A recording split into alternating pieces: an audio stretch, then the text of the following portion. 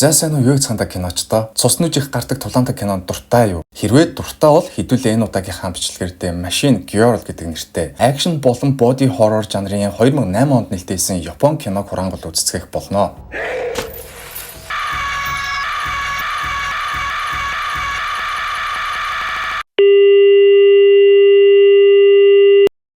Энэ удаагийн контентыг олон улсын боцны сайт 1xBet хамтран хүргэж байгаа. Хэрвээ та спортын мэдлэгтэй өмнө нь бет тавьж байсан эсвэл бет тамаар санагдах юм бол доорх комент хэсэгт байршуулсан линкээр орж 1xBet-ийн бүртгүүлэх хэсэг рүү ороод тэгэл хэсэгт нь өөрийнхөө бүртгэлийг үүсгэх үедээ промо хэсэгт нь recaps гэж бичээд өөрийнхөө анхны цэнэглэлтээр авах урамшууллаа 100% нэмэгдүүлэн аваарай. Анхааруулж хэлэхэд та 18 ба түүнээс дээш настай байх ёстой. Мөн бэлэн мөнгөөр бооцоо тавьдаг учраас өөрийнхөө эрсдлийг байнга тооцоолоорой. Хэрвээ тэгж чадахгүй бол хизээж орохгүй байхыг анхааруулж байна.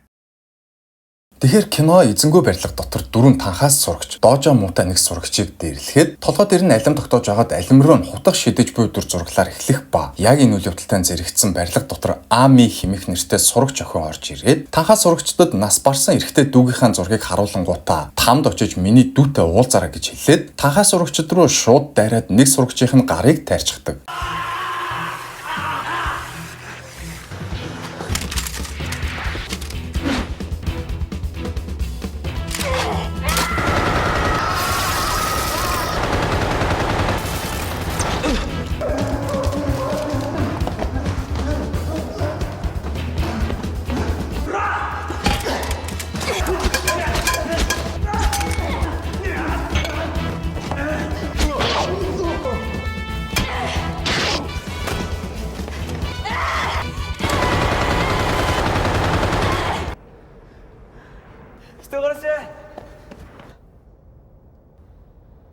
Ингээд энэхүү аимшигт аллахын дараа киноны үйл явдал солигдож 6 сарын өмнөх үйл явдал руугаа шилжих ба саяны дөрвөн бэндийг алсан Ами гэдэг охин сургуулийнхаа бие тамирын заланд бэлтгэл хийж байгаад дүүгийнхээ хичээлийг тарсны дараа дүүтэйгээ хамтдаа харихаар алхаж явтал дүүн хичээсэ 10,000 йен гуйж авангуудаа оройн нэг найзтайгаа уулзаад тал талаасаа цуглуулсан мөнгнүүдэд нийлүүлээд өөрсдийг нь байнга дарамтлагдаг хүүхдүүдэд аваачаад өгсөн чинь танхаа хүүхдүүдийн толгойлогч болох Кимура гэдэг хүү.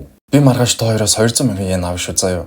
Гэтэ хамгийн инээдтэй нь юу гэж? Надад та нарын авчирч өгч байгаа мөнгө чи угаасаа ямар ч хэрэггүй. Зүгээр л та мусаануудыг дээрлэх гоё идэв гэж хэлээд авчирсан мөнгийг нь нүдэн дээр нь шатаачдаг. Энэ Кимура гэдэг нэртэй сурагч болвоос мафийн бүлэглэлийн толгойлогчийн газар дээрх ганц хүн. Түүний аав ээж хоёр хамгийн хэрцгий алуурчид учраас хүүн ч бас ялгаагүй харгас хэрцгий зантай ба. Маргааш нь Амигийн дүү хичээлдээ явж байгаад өөрийг нь байнга дээрлэхдэг танхаа хүүхдүүдтэй тааралдаж зүгтаж явах замаараа байнга зүгтаад дээрлэхүүлдэг Такаки гэдэг найзындаа очиж найзыгаа дуудаад хамтдаа танхаа сурагчдаас зүгтаадаг ба Ами дүүгээ хүүхдүүдээс зүгтааж байгааг нь харчаад араас нь дагаж гүйдэгч дүүн найзтайгаа хамт Кимура болон түүний хүмүүст баригдаад өөдөөс нь эсэргүүцэл үзүүлснээсээ болоод найзтайгаа хамт барилгаас шидүүлж тэр дорой амьсгал хураадаг.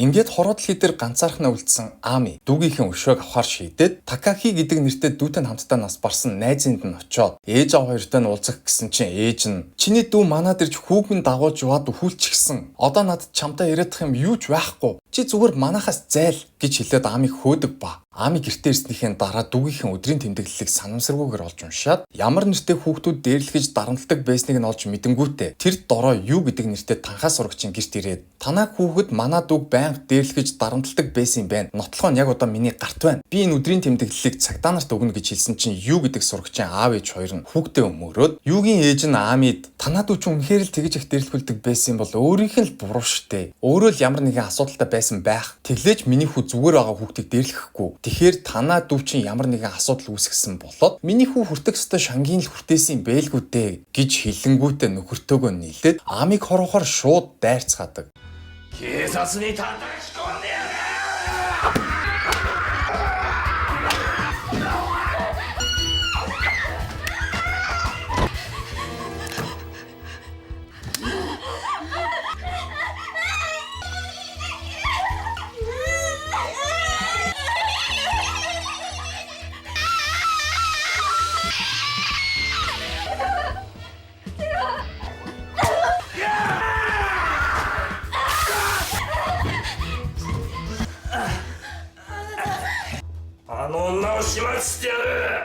Ингээд шүн юугийн өрөөнд Ами цонхоор нь симэрх орж ирээд хоолонд нь хутаг тулгаж байгаад дүг нь ороосон Кимура гэх сурагчин бүх мэдээллийг олж авдаг ба Ами юуг хороож толгойг нь тастаад ээжийнх нь хийж байсан тогоотой хоолнд хийж ээжд нь албаар хүүхдийн толгойг харуулдаг ба ээжийг нь ч мэлгаагүй алдчихад усанд орж исэн аавд нь "Мань хүүхдийн цусаар усанд ор" гэж хэллээд хүүхдийн цусыг цацаж будчаад аавыг нь аллахгүй гэрээс нь гараад шууд мафийн бүлэглэлийн толгойгчийн ганц хүү болох Кимураг хороохоор гэрт нь ирээд Кимураг отож байгаад хоолонд нь хутагтлангуудаа "Чиний хороосон хүүхдийн их чинь байна. Дүүгийнхээ өшөөг авахар ирлээ. Надтай хаалц тулалд" гэд хаалц тулаанд дуудахтаа зэрэгцэн эдний гэр бүлийг хамгаалдаг нинжа нар нь гарч ирцгээгээд залуу эзэнтний хамгаалж бүгдээрээ Ами руу дайрдаг ба Ами үнэхээр сайн тулалддагч хүний олон тоонд нь ялагдаж баригдаад хүн тамладаг өрөөнд нь хоригдоод тамлуулж эхэлдэг. Тэгтэл Кимурагийн аав нь Амиг "Хөөх чи ямар гоё хуруунуудтай юм бэ" гэж хэлэнгүүтээ хуруунуудыг нь тайрцсан чинь эхнэр нь "Нөхрөө чи өстө тэнэгштэй ийм зөөлөн хандаадахтай яад юм бэ" гэж хэлээд Амигийн зүүн гарыг нь тайрчихдаг ба хэсэг хугацааны дараа эдний гэр бүлийн нэг туслах нь Амид өвчин намдагч тарихаар иртэл Ами өнөөх туслахыг нь хороож зүгтаагаад дүүтэйгээ хамтдаа нас барсан Такахигийн аав ээж хоёрын нь ажилуулдаг засварын газрын үүдэнд ирээд ухаан алдаж ундаг ба Такахигийн аав нь Амиг олонгуудаа гэртээ оруулж шархыг нь цэвэрлэж тайруулсан гарыг нь битүүлж ойж өгөөд Амитай нийлээд хүүгийнхээ өшөөг авахар болдог ба Ами Такахигийн ээж болох Мики гэх бүсгүүтэд тулааныхаа бэлтгэлийг хийж харин аав нь Амигийн тариулсан гаранд нь зэвсэг хийж өгөхөөр болоод тэр зэвсэг нь яг бэлэн болохдоо зэрэгцэн мафийнхан Амиг хайсаар байгаад олж ирээд гинтийн дайралтыг хийгээд бөөн тулаан өрнөдөг.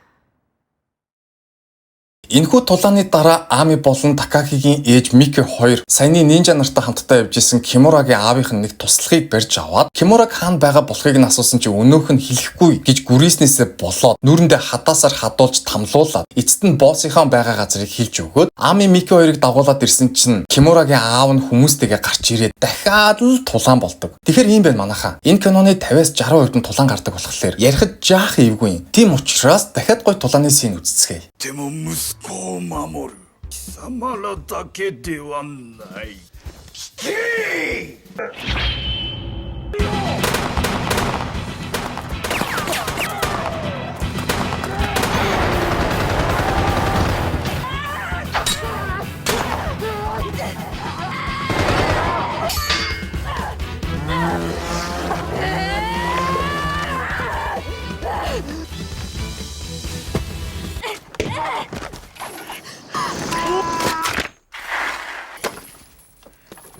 処刑権をくらえ。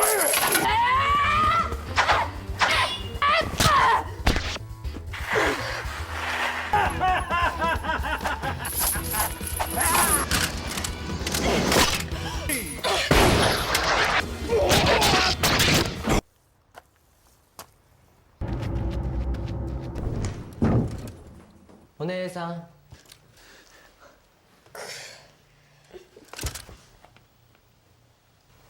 私の育て方が良かったから。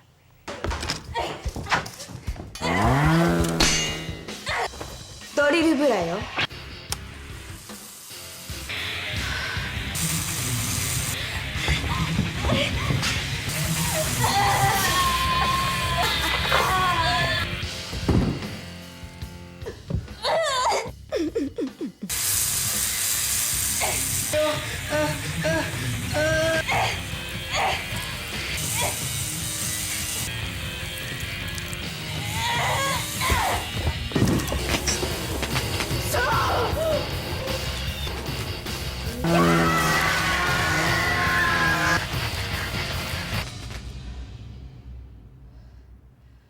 За энэ хүрээд киноны мэн төгсгөлийн сэн гарч эхэлдэг ба Ами өшөөгөө авч дуусчаад мафийнханд барьцаалагдсан байсан 3 хүүг сулж явуулаад дүүгийнхээ сүнсийг харж тайдгараад амиа орлох гэж байснаа гинэтхэн болоод яг хэнийгээж харсан бүүм шууд тулдах гээд тулааныхаа өрөлтийг авснаар энэхүү кино төгсдөг.